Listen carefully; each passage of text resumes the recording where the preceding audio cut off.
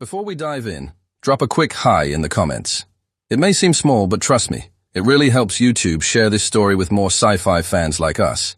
I'd love to see who's watching. Corridor 7 was gone. The rifle kicked. Tesaro fired twice more and ran. The blast door had failed 90 seconds ago, and the shorn had poured through like water finding a crack. 6 limbed bodies scrambling over each other, sensory pits tracking movement, exoskeletal plates scraping against the walls as they pushed forward in a mass that didn't care about losses. Varro was dead. Tesaro had seen him fall. Chest plate punctured, legs still moving as the shorn trampled over him to reach the next target. No scream. Just a wet exhale and then nothing. "Move!" Halford's voice crackled through the comms. "Corridor 7 is lost. Fall back to line 2. Tesaro didn't need to be told twice. He was already sprinting, boots hammering against the deck plates, the weight of his ammunition dragging at his vest. 2 other riflemen ran beside him, Cobb and Inman. Cobb was limping. Inman was reloading as he moved, fingers working without thought. The corridor bent left. Emergency lighting painted everything in red and shadow. Somewhere behind them, the shorn were still coming.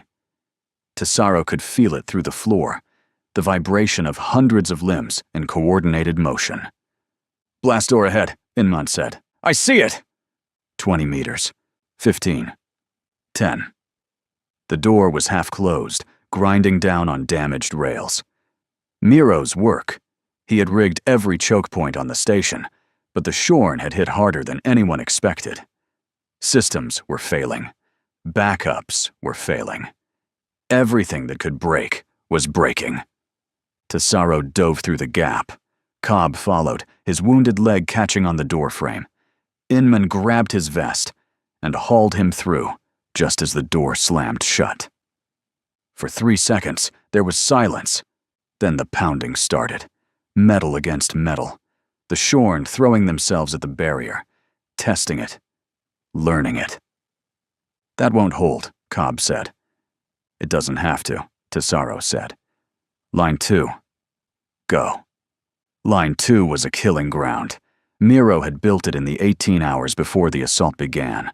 Barricades welded from cargo containers, fire lanes that overlapped at precise angles, directional charges embedded in the ceiling, walls, and floor. Every approach was measured, every corner calculated. When Tesaro arrived, the line was already manned. 16 soldiers in position. Rifles trained on 3 corridor approaches, heavy weapons emplacements anchoring each flank. Bracken stood at the center. He didn't look like a commander. No rank insignia visible, no sidearm drawn. He simply stood, hands clasped behind his back, eyes moving across the defensive positions with the detachment of a man inspecting machinery. "Tesaro," he said, "report." Corridor 7 collapsed. Varro's dead. Cobb took a hit, but he's mobile. "Ammunition?" 2 magazines, plus what's on my belt." Bracken nodded. Nothing in his face changed. He turned to Halford, who was crouched over a portable terminal. "Numbers," Bracken said. Halford's jaw tightened. "Sable's tracking 600 confirmed hostiles in the outer ring. Breach pace is accelerating. They're not probing anymore. They're committing. Fleet status. 42% boarded. 7 hours to FTL window." Bracken processed this in silence. 7 hours. 600 enemies. 20 soldiers now, including the wounded. "Understood," he said. That was all. No speech, no reassurance. Bracken walked the line, checking positions, checking ammunition counts, adjusting a rifle's angle by 2 degrees. When he passed Tesaro, he paused. "You held Corridor 7 longer than projected." "Not long enough. Long enough to matter." Bracken moved on. Tesaro found his position. 3rd barricade, left flank, covering the main approach from the outer ring. He checked his rifle, checked his sidearm, checked the charge on his tactical light. Beside him, Ewan sat cross-legged on the floor, a neural interface cable running from the terminal on his wrist to the base of his skull. His eyes were closed, but his lips moved constantly, sub-vocalizing. He was tied into Sable, the station's tactical AI. "Sable," Tesaro said. "What's it telling you?" Yuan's eyes opened, empty for a moment, then focusing. Contact density increasing across all breached sectors. Command cast signals detected in the second wave. They're organizing. How long until they hit us? 4 minutes, maybe less. Tesaro settled behind his barricade and waited. The Shorn came in waves. The first wave died in seconds. They poured into the kill zone without hesitation. 6 limbed bodies surging forward, sensory pits locked on human positions, limbs churning against the deck.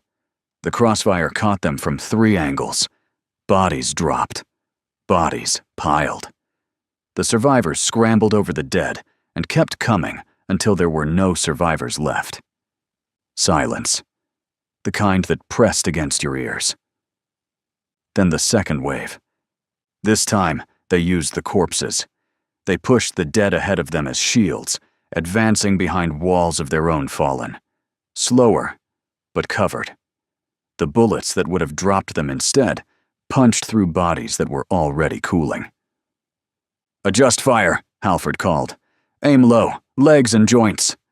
Tesaro shifted his aim. The Shorn didn't have knees the way humans did, but their locomotion limbs had joints that bent. He fired at the gaps between segments. A body collapsed. Another stumbled, dragging itself forward on 5 limbs before a second shot put it down. The second wave broke 20 meters from the barricades. Bodies everywhere. The deck was slick with fluid. Not blood, but something thinner. The Shorn didn't bleed the way humans did. No time to process it. The third wave was already coming. "Contact front. Full assault." They hit the barricades. Close quarters. No time to aim. Tesaro fired into a mass of limbs and plating until his rifle's heat warning screamed. He dropped it, drew his sidearm, and kept shooting. A rifleman 2 positions down, Tesaro didn't catch the name, was dragged over the barricade by 3 Shorn. His scream lasted 2 seconds. Then it cut off. "Charges!" someone yelled. "Now!" Miro's voice came over the comms, calm as ever. "Firing!" The ceiling exploded. Not fire. Force. Directional charges designed to push downward, turning the corridor above into a hammer. Tons of metal and debris crashed onto the Shorn advance. Bodies crushed. The charge stopped. For a moment, everything was still. Then Tesaro felt it through the deck plates. Vibration. Deep and rhythmic. More coming. Always more. Dunn moved through the line like a ghost. He didn't speak unless necessary. He checked pulses, applied pressure, injected stimulants, and moved on. His hands were steady even when everything around him was falling apart. Tesaro watched him work on Cobb. The leg wound was worse than it looked. Deep tissue damage, possible arterial involvement. Dunn packed it, wrapped it, and jabbed Cobb with something that made his eyes go wide. "You're mobile," Dunn said. "Stay that way." "How bad?" Cobb asked. "You'll walk. Eventually." Dunn moved to the next casualty. Tesaro counted the still forms laid against the back wall. 2 dead. 3 wounded, 1 critical. Unlikely to last another hour. Halford approached Bracken, who stood watching the blocked corridor. The debris wouldn't hold forever. The Shorn were already digging through it. The sound of scraping limbs carried through the wreckage. "Sir," Halford said, "ammunition status." "Report." 60% of initial load expended. Heavy weapons down to 40%. Charges. Miro has 8 left. Bracken absorbed this without reaction. Behind him, Yuan spoke. "Sable update. Evacuation fleet at 47% boarded. 6 hours, 42 minutes to FTL window." 6 hours. Only 40% of ammunition remaining. Halford waited. Everyone waited. "Orders?" Halford finally asked. Bracken turned. His eyes swept the line. The barricades, the soldiers, the dead laid against the wall. Hold line 2 until it falls, then line 3, then line 4. No one dies for ground we plan to lose. And after line 4, there is no after. The fleet jumps or we fail. Those are the only outcomes that matter. Bracken walked back to the center of the line. Halford watched him go, then turned to the soldiers. You heard him. Check your weapons. Check your ammunition. Check the soldier beside you. We hold. The assault resumed 18 minutes later, heavier this time. The Shorin had learned. They came in staggered formations now, spreading across the corridor width to avoid concentrated fire. They sent smaller bodies first, lighter builds, faster movement to trigger the pressure plates and contact mines. Explosions rippled through the approach corridor, but each one spent a trap that wouldn't be there for the main wave. They're adapting, Yuan said. His voice was flat, clinical. Sable's detecting command-cast coordination, tactical adjustment in real time. Can you disrupt it? Halford asked. Negative. Their communication is vibrational, physical, not electronic. I can't jam what I can't intercept. The main wave hit. This time, the Shorin didn't stop at the barricades. They climbed over them. They poured around the flanks. They filled the space with bodies until there was no room to miss. Tesaro's rifle ran dry. He slammed a fresh magazine and kept firing. Beside him, Inman went down. A Shorin limb punched through his shoulder and pinned him to the barricade. Tesaro shot the creature twice in the sensory cluster. It collapsed, but Inman was screaming, blood pumping from the wound. Medic! No response. Dunn was somewhere else. Everywhere else. The left flank heavy weapons emplacement went silent. Tesaro looked. The 2 soldiers manning it were gone, dragged into the mass of shorn bodies, weapons torn from their mounts. Line 2 is buckling, Halford's voice cut through the chaos. Commander, Bracken shouted the order. Fall back. Line 3. Now. The withdrawal was controlled. Fire teams leapfrogged backward, each covering the other. Tesaro grabbed Inman, hauled him over his shoulder, and ran. His legs burned. His lungs burned. Everything burned. Behind them, Miro stayed. He crouched at the central barricade, hands moving across a detonator panel. The Shorin were 30 meters away. 20. 10. Miro! Tesaro shouted. Keep moving! Miro's voice was calm, almost bored. Fire in the hole. Tesaro threw himself through the Line 3 threshold just as the world turned white. Line 2 ceased to exist. The charges Miro had planted, in the floor, the walls, the ceiling, the barricades themselves, detonated in sequence. The corridor collapsed inward, then outward, then folded into a mass of burning wreckage that nothing could pass through. Miro walked through the blast door 2 seconds before it sealed. His face was blackened with soot. His hands were steady. That's one less line, he said. Tesaro set Inman down against a supply crate. Dunn appeared, already working on the shoulder wound. Yuan was muttering numbers, casualty counts, ammunition percentages, time remaining. Bracken stood at the Line 3 threshold, watching the smoke. Report, he said. Halford checked his terminal. 5 dead, 3 wounded, 1 critical, 12 effectives remaining. Ammunition. 41%. Time to FTL window. Yuan answered. 6 hours, 19 minutes. Tesaro looked back at the sealed blast door. Through the metal he could hear it, the scraping of limbs against debris. The Shorin were already digging through. They didn't stop. They didn't retreat. They just kept coming. And behind them, somewhere in the dark between the stars, 10 million civilians were climbing aboard ships that couldn't leave without the corridor that relay station Kappa 7 controlled. Tesaro checked his ammunition. 1 full magazine, 2 partials. His sidearm was down to 8 rounds. He settled behind the Line 3 barricade and waited for the next wave. Silence was worse than gunfire. Tesaro crouched behind the Line 3 barricade and listened. The scraping had stopped. The vibrations through the deck had faded. For the first time in an hour, Relay Station Kappa 7 was quiet. No one relaxed.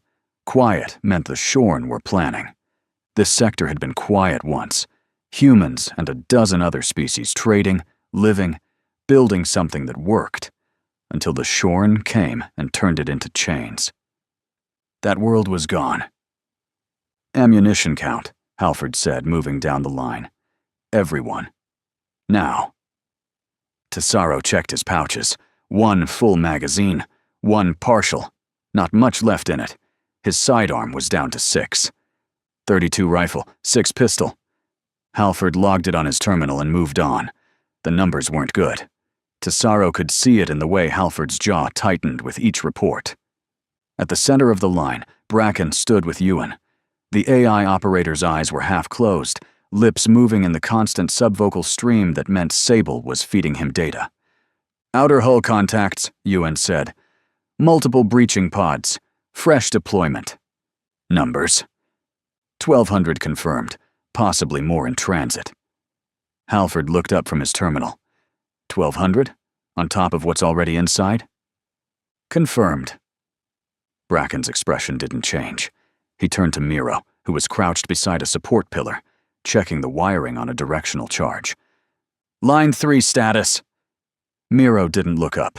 Finished. Better than Line 2. Explain. Single-file channels. Pressure plates on the main approach. Ceiling collapses at 3 points. False walls for flanking fire. Miro finally stood, wiping his hands on his vest. They want to flood the corridor. They'll drown in it. How long will it hold? Depends on how fast they learn. Bracken nodded. He walked to the center of the line and addressed the soldiers without raising his voice. Reinforcements are landing on the outer hull. The first wave was a probe. What comes next will be heavier. He paused, letting that settle. The evacuation fleet is at 63% boarded. 4 hours to FTL window. Our job hasn't changed. We hold. We make every corridor cost them. Bracken returned to Ewan's position. Tesaro checked his rifle again. A habit now. Something to do with his hands. Beside him, Cobb was flexing his wounded leg, testing the limits of Dunn's field repair. How's it feel? Tesaro asked. Like someone shoved a hot wire through my thigh. Can you move? I can shoot. Moving's optional. Tesaro smiled. The scraping started again. Distant at first, then closer. The Shorn were through the debris. Contact in 2 minutes, Ewan announced. Main corridor approach. Tesaro settled behind his barricade, rifle raised, and waited. They came in a wave, and the wave died. The first Shorn through the breach hit Miro's channel system and stacked up. 6 limbed bodies forced into single file, unable to spread, unable to flank. The crossfire from the false walls caught them from both sides. Tesaro fired in controlled bursts. 2 rounds. Pause. 2 rounds. Pause. Every shot counted now. The Shorn pushed forward anyway. They climbed over their dead, used the bodies as shields, tried to force through on sheer mass. But the corridor was too narrow. The pressure plates triggered ceiling collapses. Tons of debris crashing down on packed formations. Each collapse bought 30 seconds. Each 30 seconds cost the Shorn dozens. They're stacking, Halford reported. Bodies blocking the approach. Let them, Miro said. More obstacles for the next wave. The first assault broke in 4 minutes. The Shorn pulled back, leaving a corridor choked with their own dead. Fluid pooled on the deck plates. The smell was sharp, chemical, not rot, something else. Ewan's eyes snapped open. Command cast signals disrupted. Coordination is fragmenting. Meaning? Bracken asked. They expected to push through. Their model assumed we'd retreat under pressure. We didn't. Their command structure is adjusting, but it's slow. They're not built for this. For the first time, Tesaro felt something like hope. Small and fragile, but there. How long until they adapt? Bracken asked. Unknown. Minutes. Hours. Depends on how rigid their hierarchy is. Then we use the time. Miro, secondary charges ready? Always. The second wave came 3 minutes later. Same result. The channels forced them into kill zones, the crossfire tore them apart, and the survivors retreated over mounds of their own dead. Tesaro's rifle ran dry. He reloaded his last full magazine and kept shooting. 20 meters down from the Line 3 barricades, sparks erupted from the metal plating. Something on the other side was burning through. "Contact left!" Tesaro shouted. "They're flanking!" Ewan confirmed it instantly. Breach in progress. Maintenance corridor on the other side. They're bypassing Line 3 entirely. Bracken moved immediately. "Fire team, Cobb, Inman, Rask, Tesaro, hold the breach. Buy time for Miro to collapse it." Tesaro was already moving. His legs protested, muscles burning from hours of crouching and sprinting, but he pushed through. Cobb limped beside him, rifle up despite the wound. Inman's shoulder was wrapped in bloody bandages, but he held his weapon steady. Rask, a quiet rifleman Tesaro barely knew, brought up the rear. They reached the wall just as the cutting stopped. For 1 second, nothing happened. Then the metal blew inward. Shorn poured through the gap. Smaller builds, faster, designed for close quarters infiltration. Tesaro fired into the mass, dropped 2, and fell back. Cobb anchored beside a support pillar and laid down suppressive fire. Inman covered the right angle, arm shaking with every shot. The corridor was too tight for tactics. It was just shooting and dying. Rask went down first. A shorn limb caught him across the throat, and he dropped without a sound. Tesaro stepped over his body and kept firing. "Miro!" he shouted into comms. "Now would be good?" 30 seconds. They didn't have 30 seconds. The shorn were 5 meters away. 4. 3. Inman threw himself into the breach, blocking the gap with his body. He fired point blank into the mass of limbs and plating. A shorn manipulator arm punched through his chest. He kept firing. 2 more seconds. 3. "Clear!" Miro's voice. Tesaro grabbed Cobb and dove. The charges detonated. The ceiling collapsed. Tons of metal and debris buried the breach, and everything in it. Silence. Tesaro lay on the deck, ears ringing, dust coating his face. Beside him, Cobb was coughing, struggling to breathe. "Inman?" Cobb asked. Tesaro looked at the pile of rubble where the breach had been. Nothing moved. Gone. Including Cobb, who was wounded, they were down to 12. The number kept shrinking. Dunn found Tesaro at the barricade. The medic's hands were steady as always, but his face was drawn. He'd been moving non-stop since the assault began, patching wounds, injecting stimulants, keeping the dying alive long enough to keep fighting. "How many?" Tesaro asked. 5 wounded, 3 serious, 1 critical. "Who's critical?" Dunn hesitated. That hesitation said everything. "Osman. Shrapnel from the Line 2 collapse. Internal bleeding, I can't stop." Tesaro knew Osman. Quiet. Reliable. Never spoke unless he had something worth saying. He'd been holding the right flank since the assault began. "How long?" "An hour. Maybe less." Dunn moved on. Tesaro watched him approach Bracken, watched the brief exchange. No raised voices. No visible emotion. Just 2 men discussing mathematics. How many soldiers? How much ammunition? How much time? Bracken walked to where Osman lay propped against a supply crate. The rifleman's face was gray, his breathing shallow. Blood had soaked through the bandages wrapped around his torso. The conversation was quiet. Tesaro couldn't hear the words, but he saw Osman nod. Once. Twice. Then Bracken handed him something, a sidearm and a full dose of painkillers. Osman looked at the items in his hands, looked at Bracken, asked a question. Ewan answered from across the line. 8.2 million. Boarding pace is accelerating. Osman nodded again. Good. 2 soldiers helped him to his feet. He couldn't walk without support, but he refused to be carried. They moved him to the rear junction, a narrow corridor that connected Line 3 to the station's secondary systems. If the Shorn broke through there, they'd have a clear path to flank the entire defensive position. 1 man, 1 corridor, 1 purpose. Osman settled against the wall, sidearm in hand. The painkillers were already working. His breathing steadied. His hands stopped shaking. Charges are set, Miro reported over comms. He knows the trigger sequence. Bracken acknowledged with a nod. He didn't look back at the rear junction. 1 man holding the door behind them. There was nothing left to say. Tesaro checked his ammunition. 18 rounds. His sidearm was empty. Contact front, Ewan announced.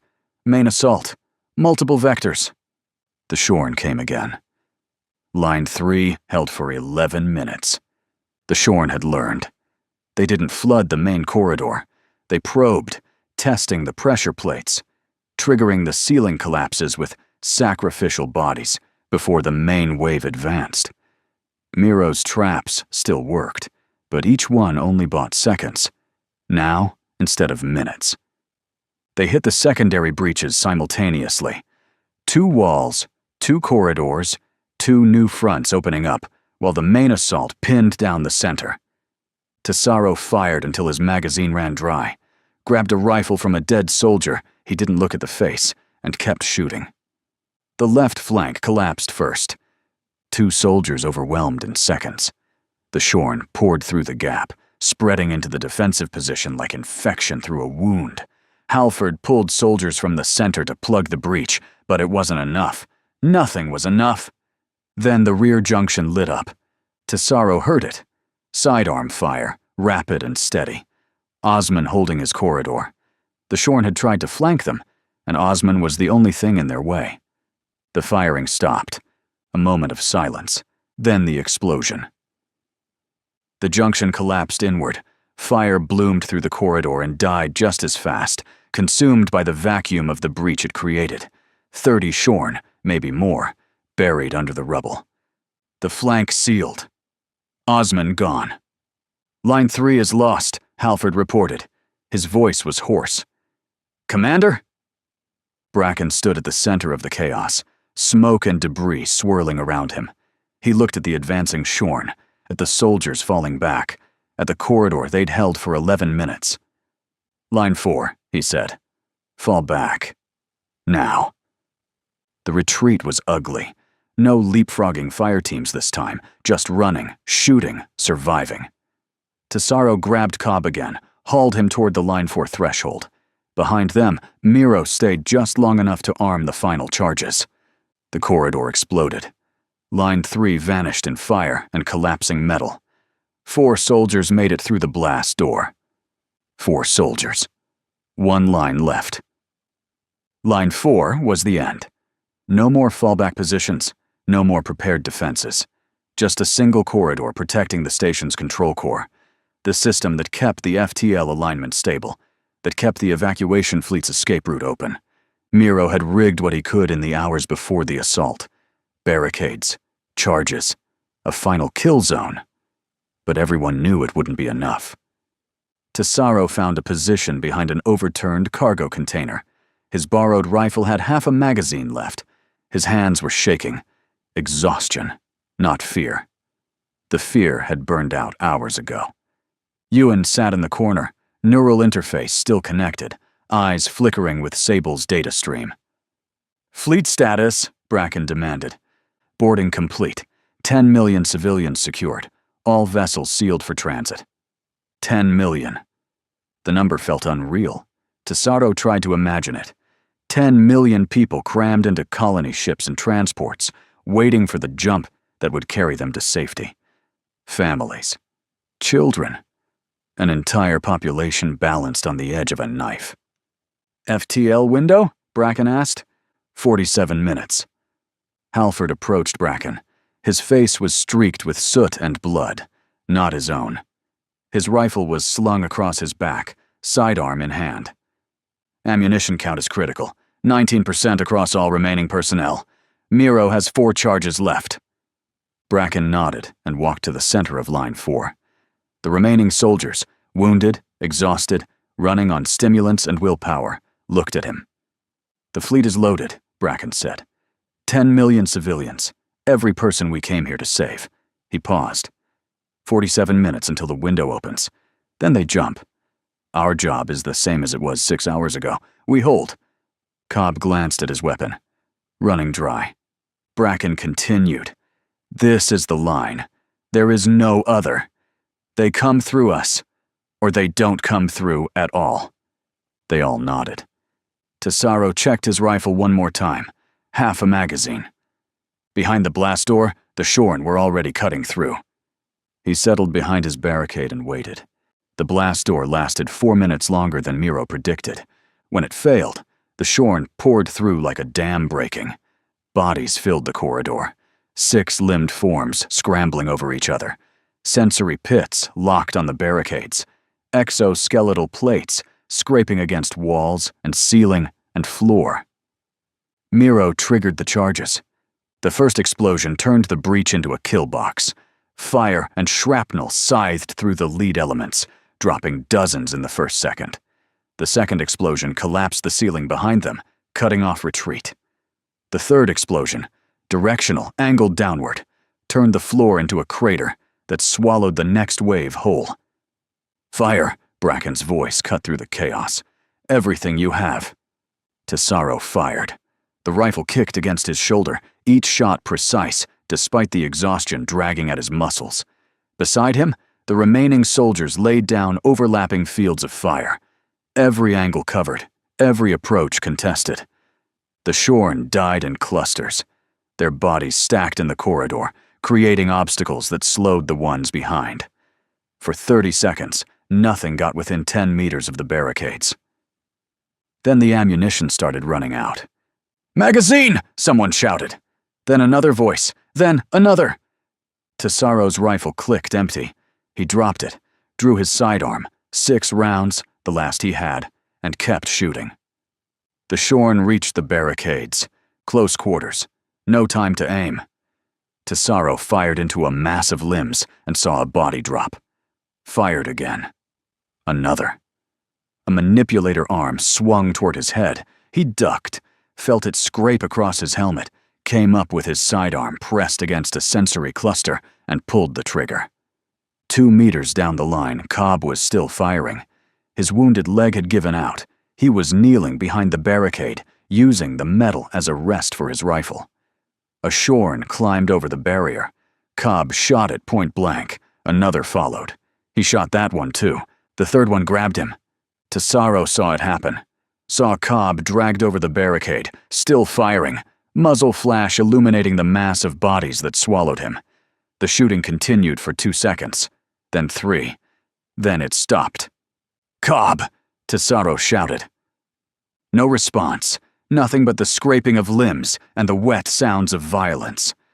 One of the wounded soldiers on the right flank went down. A heavy weapons operator was torn from his position. The line buckled inward, soldiers compressing toward the center as the flanks collapsed. "Hold," Bracken commanded.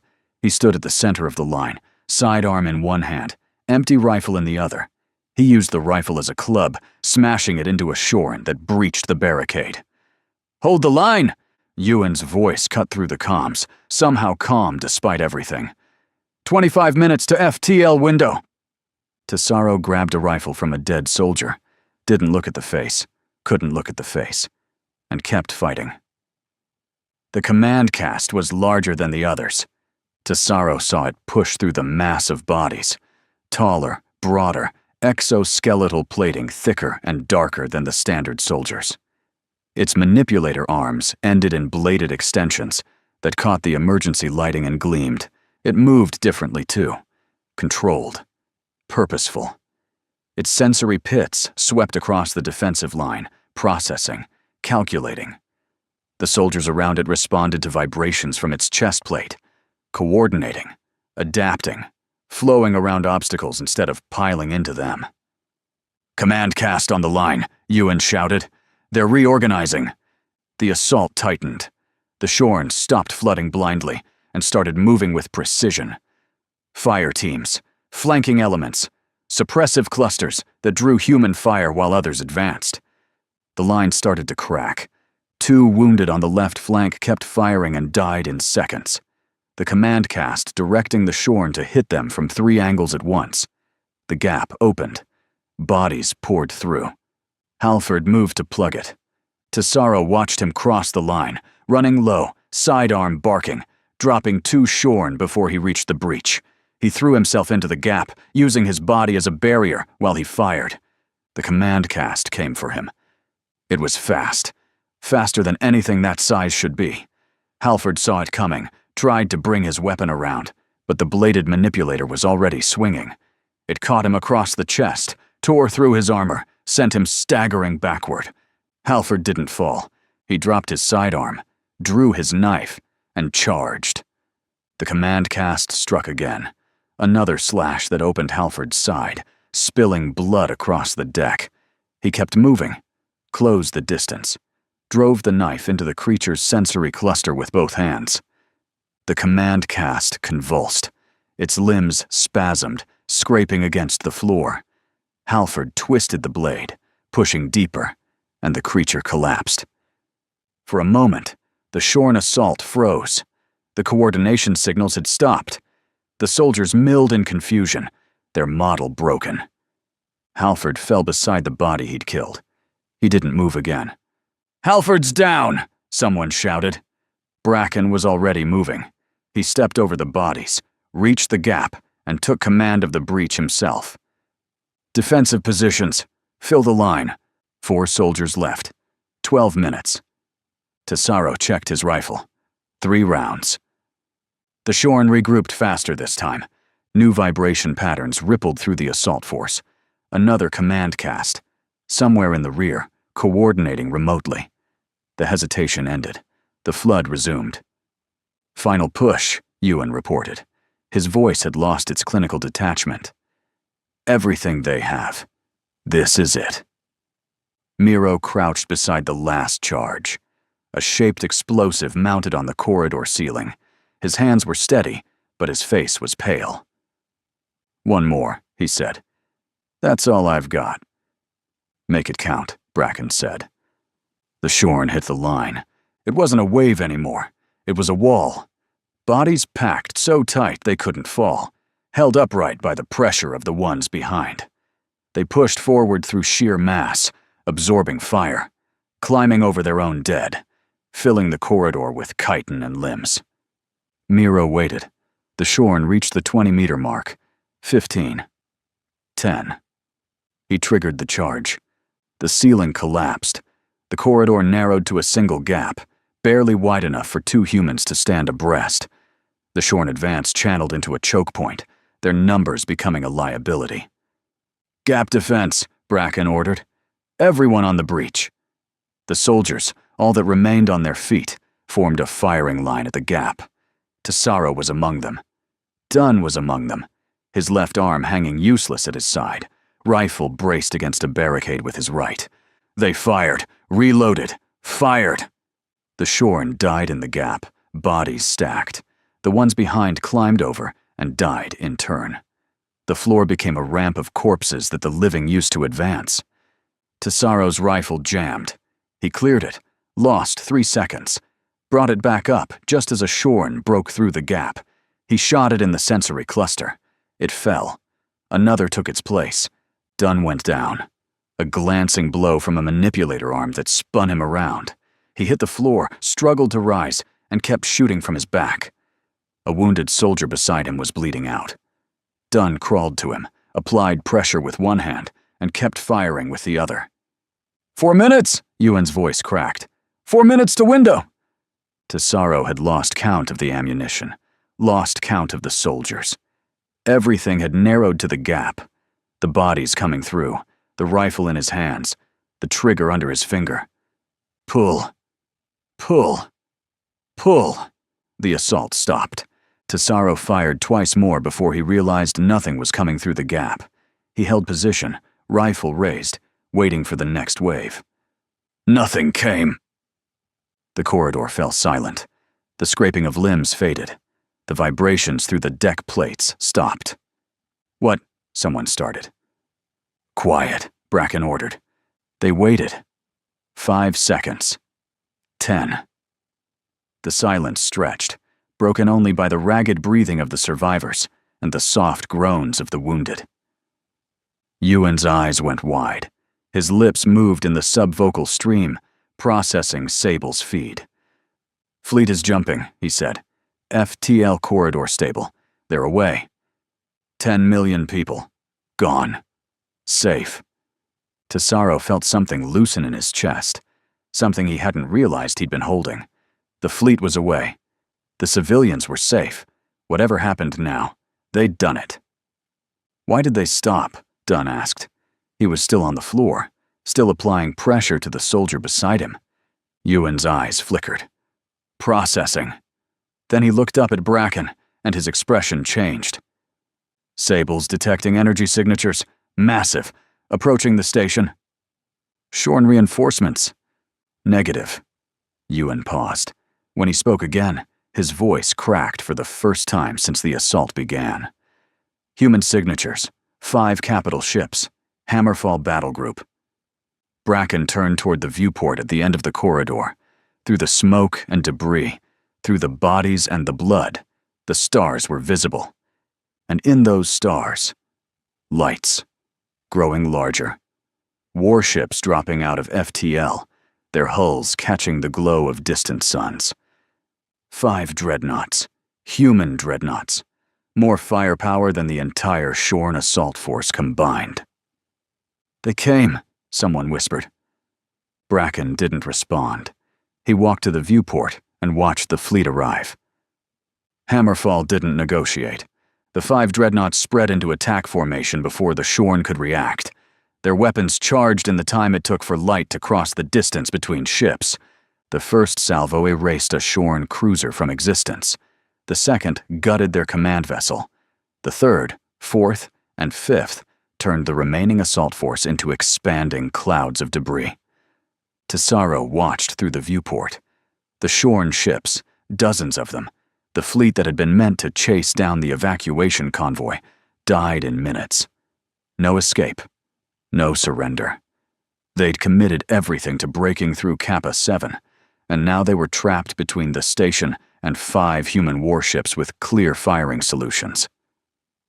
The battle wasn't a battle. It was an execution. When it was over, nothing remained but wreckage. The Shorn fleet had been annihilated. Their assault force on the station, cut off, leaderless, depleted, had nowhere to go. Hammerfall's Marines made sure of that. The first shuttle docked 15 minutes after the battle ended. Armed soldiers poured through the airlock, weapons ready, expecting resistance. They found bodies instead. Tesaro was sitting against a barricade when they reached Line 4. His rifle was empty. His sidearm was empty. His hands were shaking, and he couldn't make them stop. A Marine approached him. Full combat armor, helmet visor raised, young face. Couldn't have been more than 25. Survivor? The Marine asked. Yeah. How many? Tesaro looked around, counted the soldiers still breathing. Bracken was standing at the viewport, unmarked by the fighting, watching the debris field where the Shorn fleet had been. Dunn was on his knees beside 2 wounded soldiers, still working, still refusing to stop. Miro sat against a support pillar, hands finally still, eyes closed. Yuan was slumped over his terminal, neural interface disconnected, mumbling something about signal patterns and fleet trajectories. One more soldier, Tesaro didn't remember his name, was propped against the far wall, breathing but barely conscious. 8. 8 survivors. 5 on their feet, Tesaro said. 3 wounded who might make it. The Marine looked at the corridor, at the barricades, at the bodies stacked in the gap, piled so high they blocked the passage entirely, at the blood and the debris and the scorch marks from Miro's charges. How many were you? Bracken answered. He didn't turn from the viewport. 24. The Marine said nothing. There was nothing to say. The extraction was quiet. Medical teams took the wounded. Dunn finally allowed himself to be treated, though he refused to leave until his patients were stabilized. Miro walked to the shuttle under his own power, silent, his hands still steady despite everything. Tesaro was the last to leave Line 4. He stood at the viewport, where Bracken had stood, looking out at the stars. The debris field was still visible, twisted metal and shattered hulls, the remains of an invasion fleet that had expected easy victory.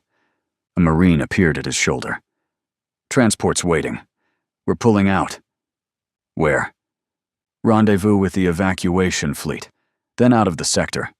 Vanta Reach is done. Tesaro nodded. He took one last look at the corridor behind him. The barricades, the bodies, the blood. He thought about Cobb, dragged over the barricade, still firing. About Halford, charging a command cast with nothing but a knife. About Osman, holding the rear junction alone, detonating the charges when the Shorn reached him. About Inman, throwing himself into the breach to buy 3 more seconds. He thought about the names he didn't know, the soldiers he'd fought beside and never spoken to, the ones who'd held the line and died without anyone watching. 10 million people were alive because of them. It didn't feel like victory. It didn't feel like anything. Just exhaustion and silence and the slow realization that he was still breathing when so many others weren't. The Marine was still waiting. Tesaro turned away from the viewport, walked toward the shuttle, didn't look back. Behind him, Relay Station Kappa 7 fell silent. Ahead, the stars waited. Hey there, space human. I'm really curious about your thoughts on this video. Drop a quick comment and let me know what's on your mind. Or just say hi if you prefer. Either way, I'd love to hear from you. Also, remember to check the pinned comment. Trust me, it's worth a look. Oh, and one last thing. I've chosen another video for you to watch. Just click the card here, or here if you want the whole playlist. See you there.